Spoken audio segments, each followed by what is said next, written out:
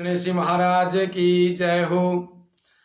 आज हम सभी माता बहनों को माह महीने के कृष्ण पक्ष की चतुर्थी का व्रत की कथा सुनाते हैं, जो कि माह महीने के कृष्ण पक्ष की चतुर्थी के दिन ये व्रत होता है।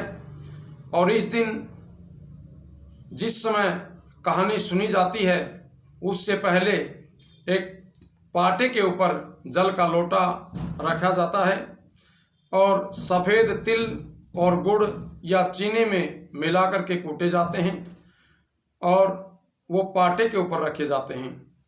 चावल रखे जाते हैं, एक लोटे के ऊपर स्वस्तिक रोड़ी से बनाया जाता है और 13 टिक्की कलश के ऊपर निकाली जाती हैं।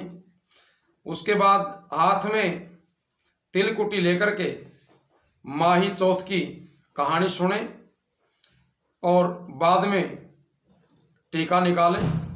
एक कटोरी में तिलकुटी और दक्षिणा लेकर के अछूता निकालें और वो अछूता निकाला हुआ अपनी सासू जी को दे देना चाहिए।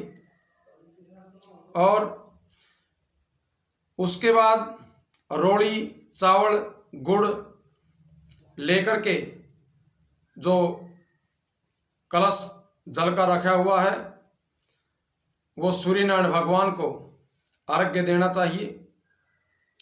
इस व्रत में तिलकुटी और मूली भी खाई जाती हैं और जिसके सासू जी नहीं हैं वो अपनी बहन बेटियों के लिए अछूता निकाला हुआ दे सकती हैं।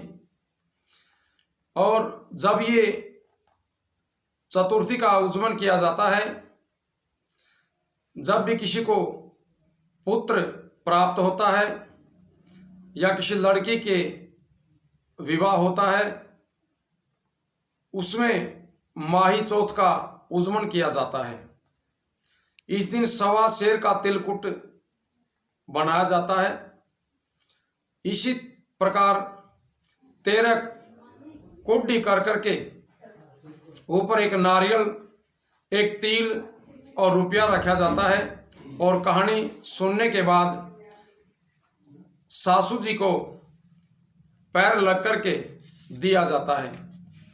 अब हम आपको माही चौथ की कहानी सुनाते हैं, आप ध्यान से इस कहानी को सुनिए।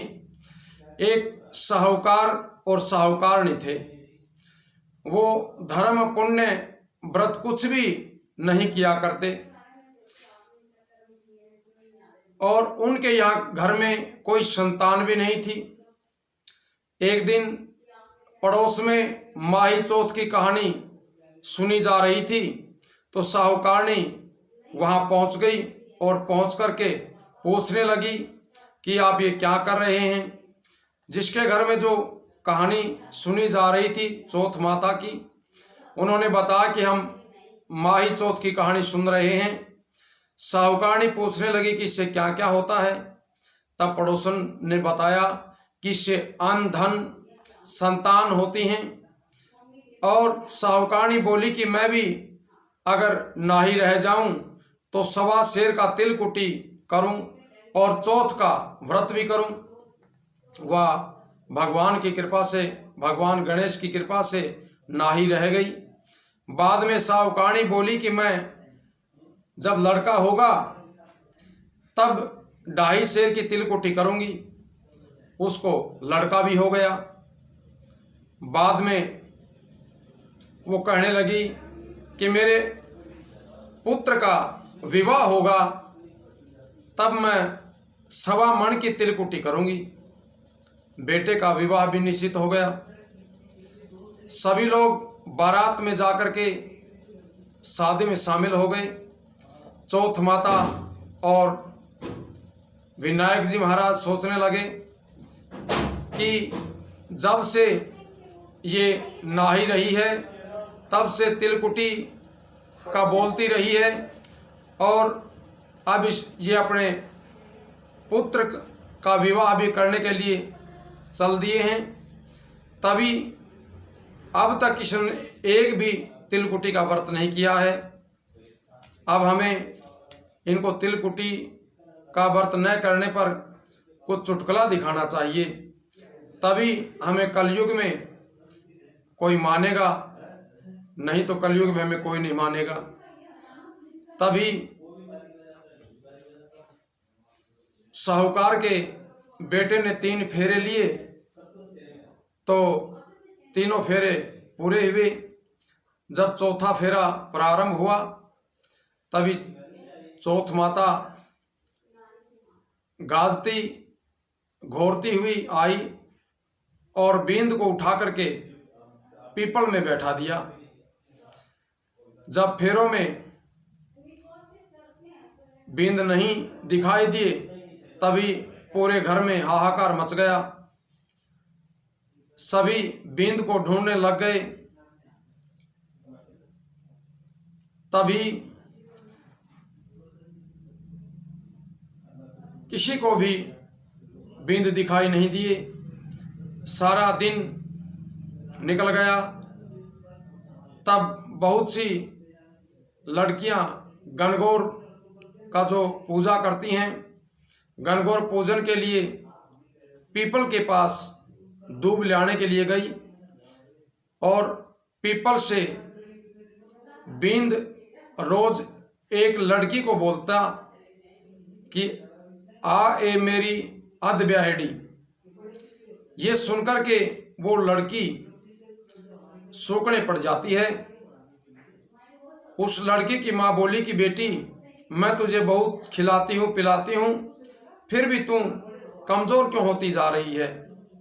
तभी वो लड़की अपनी माँ से कहने लगी, जब मैं दूब लेने के लिए जाती हूँ तो पीपल पर से एक बींद का कपड़ा पहने हुए है और मेहंदी लगाए हुए है, सेहरा भी पहने हुए है और रोजाना मुझे बोलता है कि आए मेरी अध ब्याहड़ी। माँ उसी समय वहाँ से चली जाती है और वहाँ जाकर के देखती है कि वहाँ उसी की लड़की का बींद बैठा हुआ है। तभी वो उनसे कहने लगी कि मेरी बेटी न तो ब्याही हुई है और न ही बिना विवाही है, अध ब्याही हुई है, आप यहाँ क्यों बैठे हैं।